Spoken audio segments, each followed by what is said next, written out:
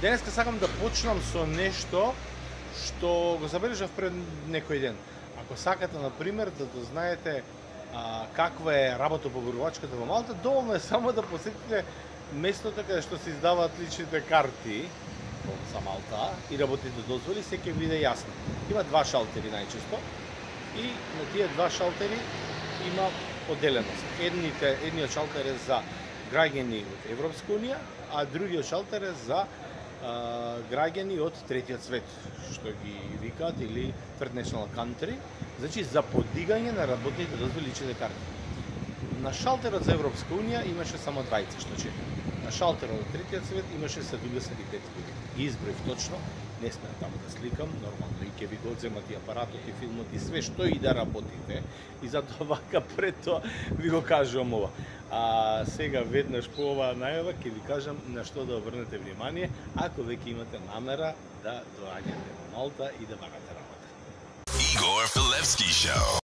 Во контекст на претходното, само ќе ви споменам дека и ќе ве потсетам дека меѓу видеата од изминатите епизоди ќе го пронајдете она кој што го имам со човекот, постојано го споменувам, Слободан Рангелов, кој ги следи без никаков исклучок сите промени во однос на работните дозволи, во однос на обновување и така натаму, за оние кои што живеат и кои што се тука на остров, ќе ги најдете, за да не ги повторуваме пак тие работи. Тоа е една убава долга емисија, убав разговор за време на аеромитингот. Ја снимавме. А сега можам да ви најавам дека следната недела, бидејќи има многу промени, ќе ги соберам сите детали за сите оние македонци кои што сакаат да дојдат сега, значи нови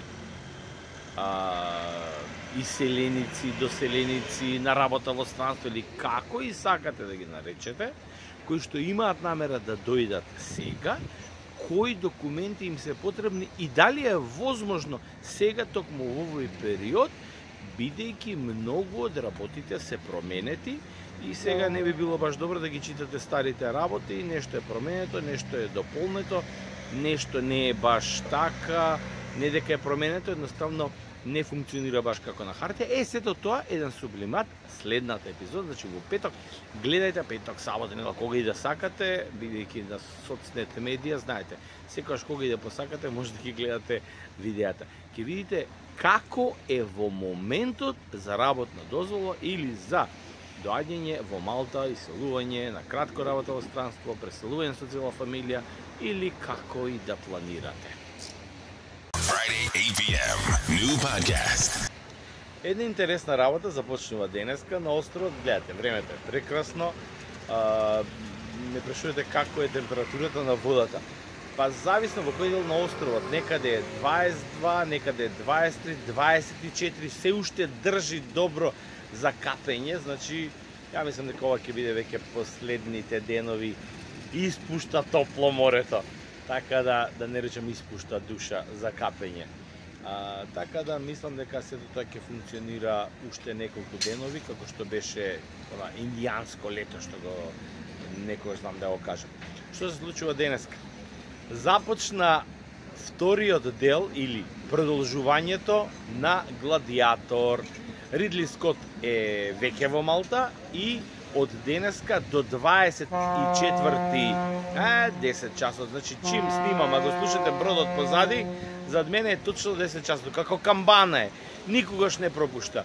Оваа агенција што го има бродот сега кој ќе го видите позади мене, што тргнува, тој тргнува секое утро од сега. Ова е привремена станица, станицата му е малце подолека, што се гради на градска бродска линија и секогаш тргнува во 10 часот. И затоа велам како камбана, кога ќе го слушнете кај да сте во овој реон, ако го слушнете свирчето на бродот, знаете дека е 10 часот. Наместете ги часовниците слободно. Да се вратам на Ридли Скот. Стигна Ридли Скот тука и го продолжува снимањето на Гладиатор двојката, бидејќи беше прекинато. Ви текнува со оној штрајк што го промовираше Холивуд и каде што буквално запреа сите снимање на филмови. Сега Ридли Скот пристигна и овој следен месец ќе ги продолжи завршните сцени од Гладиатор двојката.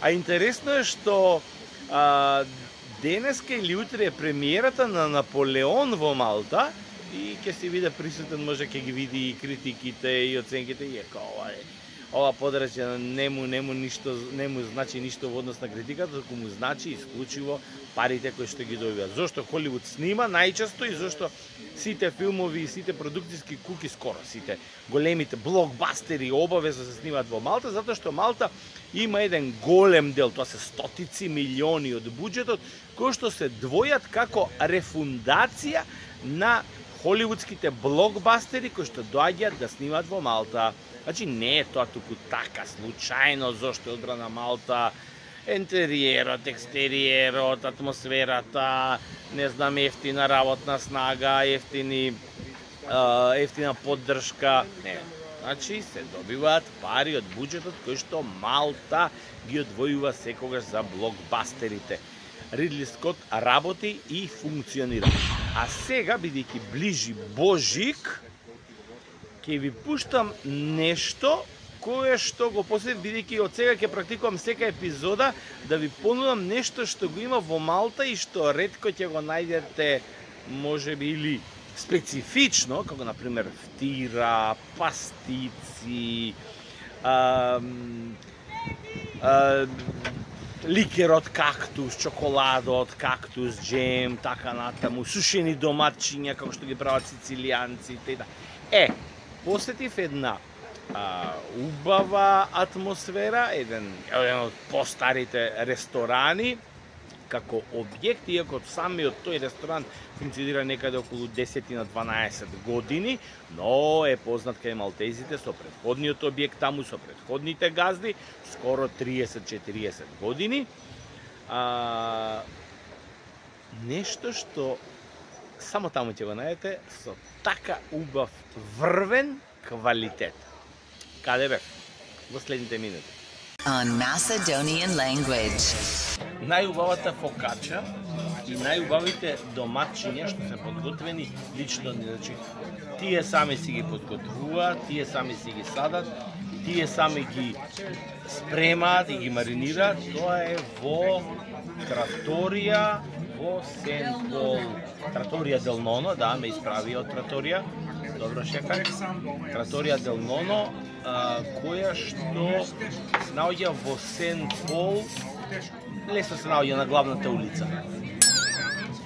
Ако сакате овие денови да тестирате, значи најубавата фокача во Малта и посебно сушените домати, какви никаде во свет ги нема. Јас сум јадел убавиот Фама, сум јадел убавиот Бископо, индустријски, овакви специјалитет направени, тоа само овде.